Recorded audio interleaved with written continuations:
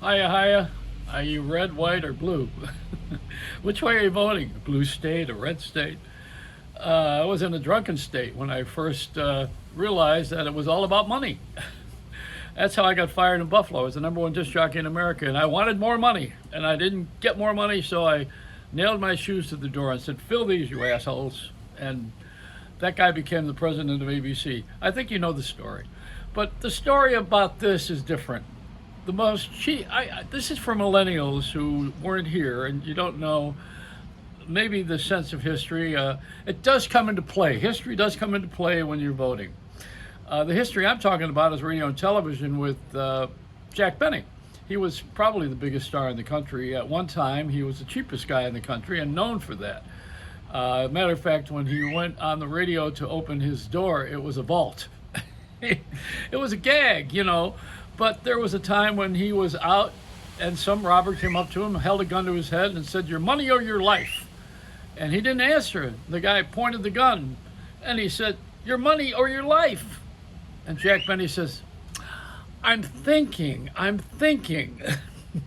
People would rather have money than their life. Isn't that what this election's about? You can't run for office if you don't have money.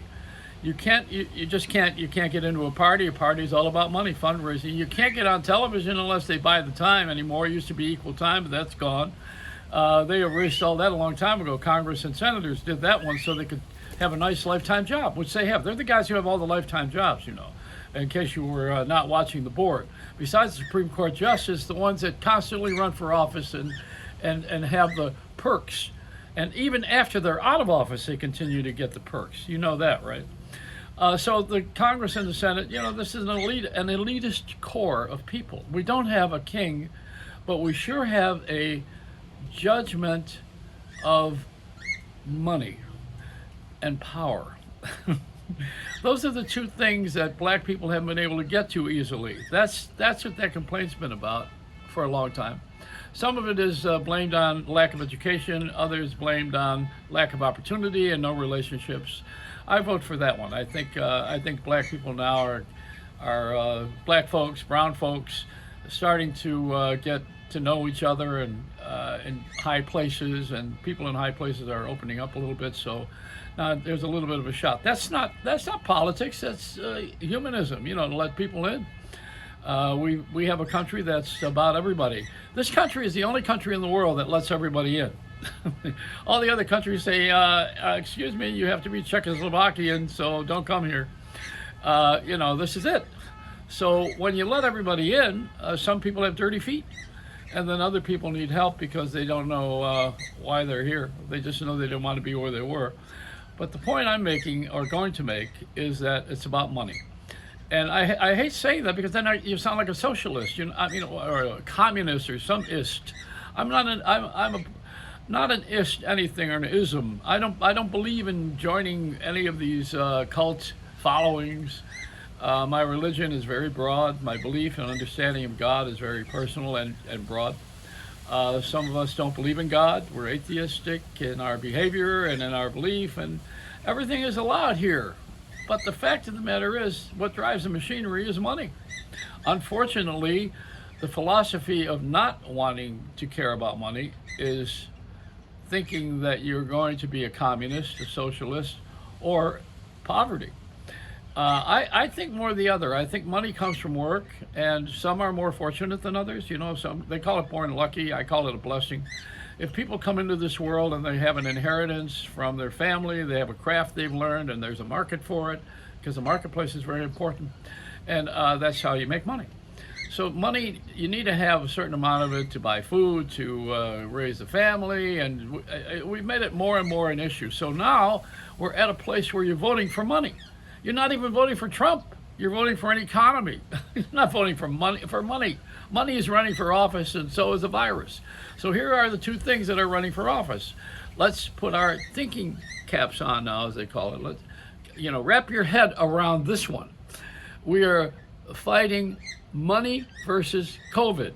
Now, they should be together.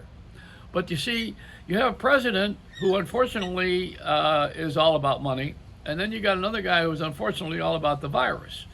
And if they could ever get together, it would be a miracle. I would like to see a cabinet with. I'd like to see Trump in charge of the Treasury. That might be interesting, although who maybe won't report the earnings. But this is all about personal growth and about changing your behavior and about learning how to be honest if you're not, and the need to answer to a higher power if you have that in your genes. So a lot of these people who are in office are untreated. They just have no treatment. They have no one to report to. They report to themselves, and that's the problem. You know, when you become God in your life, unless you're an atheist, you're not going to be doing real well. this is it. If I become God, I'll be the most punishing God you ever saw in your life. So the thing that I'm talking about here is about money running the store. When you run for office and the party decides they're going to back you, they buy commercials. So the commercials come into the radio and television and the print, but mostly into media. Now that's money. And the media is not going to want to not have that money. They're going to do without it after tomorrow because it's election day, and I don't know what they're going to do for money except create a story and then have to buy. Maybe the candidates are going to have to buy spots again, buy commercials. But we've been inundated with them anyway, and the tragedy is in the old days, you used to be able to watch a commercial and then have distancing, which we still should be doing with the virus. You have distancing from another brand of the same product. You would never put a Chevrolet next to a Jeep. That didn't go. But now you can put anything you want next to anything. It's like a magazine. You turn the page and there's another ad. They seem to have gotten so filled with themselves and greed that they'll take money for anything. We even at one time didn't allow liquor advertising. Now they found a way to do that again. They're going to find a way to advertise smoking. They tried to do it with the most recently with vaping, but that didn't really fly. So what's going to happen right now is we are going to have to separate ourselves from money and start to think about work, which brings us money. And we have to start to elect people who are going to do the work and not tell us about the money.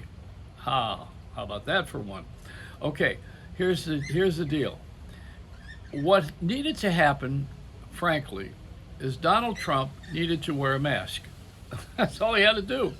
After he was cured of the virus, he had to get out there and say, okay, I'd love to see all you guys, and I'm a good performer, and I miss you. I miss the crowd, but I got to follow the guidelines because people are dying, and I don't want you to die to vote for me.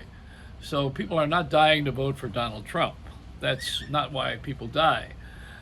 Some have tried to present the case that we need to have segregation, and the segregation needs to be with the disease. We need to separate from each other by 6 feet anyway, and not 6 feet under, that's death, but 6 feet on top of the ground. Quick story here too about Lady Godiva driving through the streets of London on a horse. She was popular in the 15th century and in Covent, England, and she was going through the town naked so that she could prove her point and get everybody's attention. She probably would have gotten a Grammy or an Emmy or an Oscar for this, but she was driving through town on her horse, naked. Well, there was crowds on both sides of the street cheering her on. She rode side saddle, so the crowd over here was saying, 3 cheers for our side. And isn't that the way it is? We got a naked gun. We got a guy running for office who's naked. And yet you got crowds on both sides and one is saying, 3 cheers for our side. And it's going to be decided tomorrow. And then after it's all over, anyway, the black situation will get solved easily if Biden wins, because a lot of that will go away because they will have been vindicated from their causes. So that'll give us a little bit more togetherness. And then when we start to realize that the money is not going to dry up because Trump is in charge of it and dispensing it, and we're not going to do business with other countries. When you get over that one, we should be okay.